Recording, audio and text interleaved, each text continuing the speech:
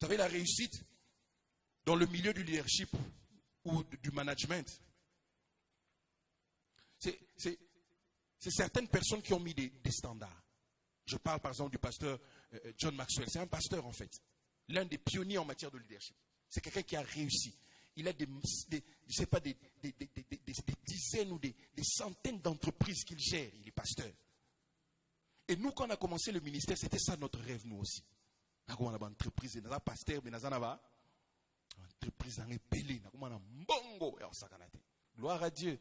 Si Dieu peut le faire, on n'est pas contre ça. Mais l'évangile, ce n'est pas d'abord ça. Ce n'est pas d'abord ça. Ce n'est pas d'abord ça. Et dans ce domaine, on va vous présenter même des païens comme modèle. On va vous présenter même des païens comme modèle.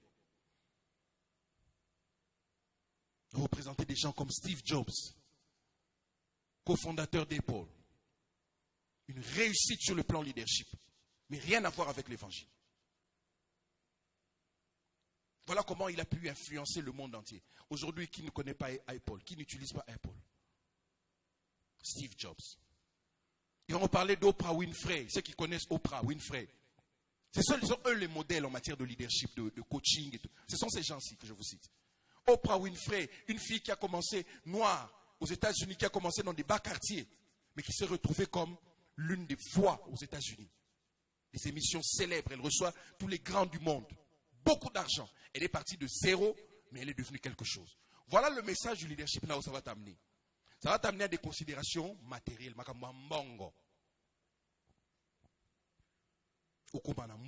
Oprah Winfrey, qui a commencé par zéro.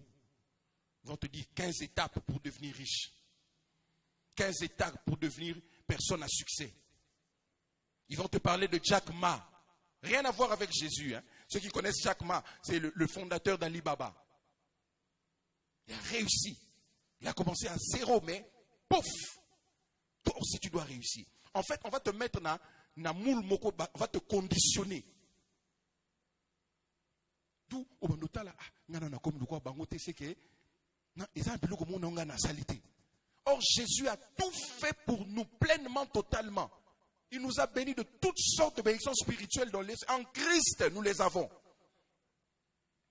Nous ne devons pas être en train de regarder comme s'il y a des choses que moi je n'ai pas encore. Bon, on a un comité. Attendant, on a voyagé dans la business class. Mais je suis en Christ. C'est la meilleure des positions. À ta personne a koufi, on a voyagé dans la business class. Ce n'est pas le plus important. Il y a ce côté business class. Pour la côté business class. Échanger bangonine. Et l'on là, Paul, toi Jésus. Non. Pourquoi on doit faire de ces choses-là comme une référence? En fait, tous ces labels ici, ça prêche le matérialisme. On veut faire de nous, en fait, des chrétiens matériels. Label non, le belao, leadership, mentorship, coaching, succès, percée, royauté.